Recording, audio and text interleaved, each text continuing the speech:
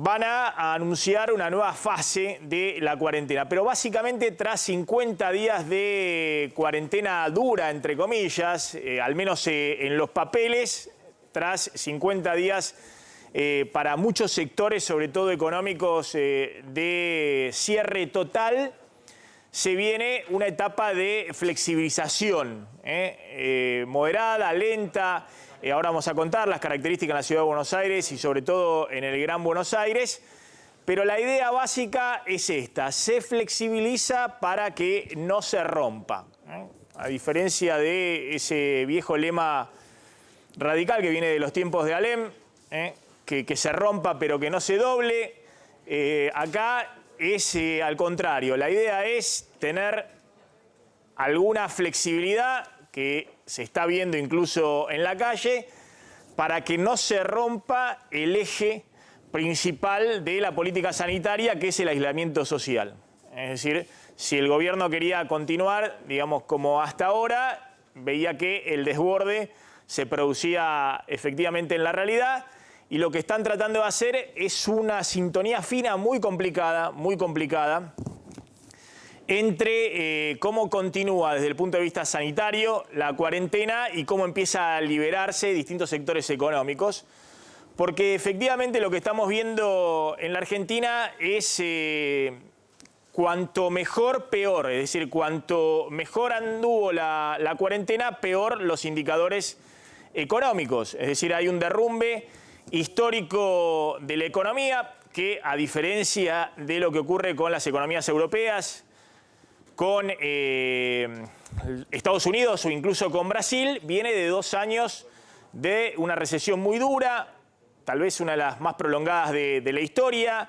Viene con una caída del salario real muy grande, con un aumento de la pobreza muy importante, y ha tenido en abril el peor abril de la historia. Nosotros veníamos alertando, ojo, que muchos indicadores económicos en algunos sectores son peores al derrumbe del 2002, de salida de la convertibilidad. Y fíjense, estos eran datos que eran a mediados de abril, habrá que ver en este momento, pero a 1,5 millones de trabajadores formales suspendidos, recortes salariales para los trabajadores suspendidos de 25% promedio generalizado, en una economía que tiene 50% de inflación, es decir, una caída muy fuerte del poder adquisitivo salarial, y el 75% de las empresas, 3 de cada 4 empresas en Argentina, pidiendo auxilios para pagar salarios. Ahora vamos a contar cómo están los planes de subsidios y demás. Pero además un derrumbe económico en la mayoría de los sectores, con caídas inéditas en la historia argentina, caídas superiores incluso al año 2002. Hay sectores que han caído 50%, 60%, 70% respecto a abril del año pasado, cuando ya venían en 2 años de recesión, es decir, ya estaban en un piso de actividad.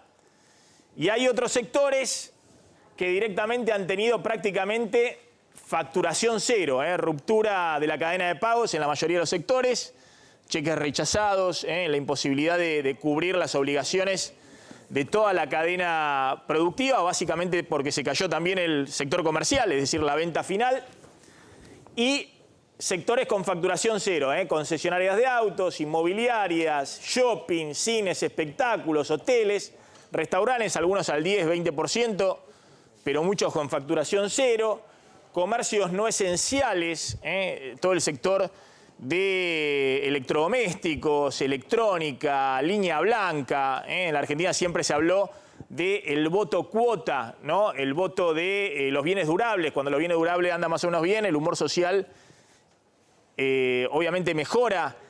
Bueno, hay sectores en este sentido que han facturado, básicamente por las ventas online, un 5, un 10% de lo que facturaban habitualmente en abril.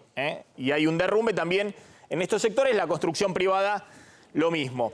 Bueno, ante este esquema, y ya vamos a hablar con Fernando Pollack, uno de los expertos epidemiólogos, y que además mejor ha estudiado todo el tema de las cuarentenas y cómo se sigue.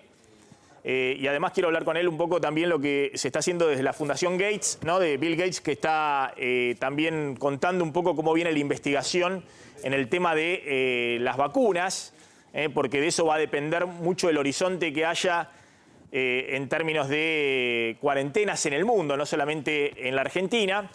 Pero ante este esquema, el gobierno va a anunciar hoy una flexibilización, una administración, como quieran llamarlo, para que no haya una ruptura de la cuarentena en la calle, con indicadores muy exitosos desde el punto de vista sanitario, pero indicadores económicos que marcan también un límite a la capacidad del Estado argentino para asistir a estos sectores. Nosotros venimos mostrando que hay demoras en llegar con el salvataje económico a distintos sectores, pero aún si se pudiera instrumentar el subsidio de salarios, los créditos, el ingreso familiar de emergencia de manera eficiente, el Estado argentino no tiene capacidad para financiar eso mucho más de 2, 3 meses, dada que la única fuente de financiación es la emisión monetaria.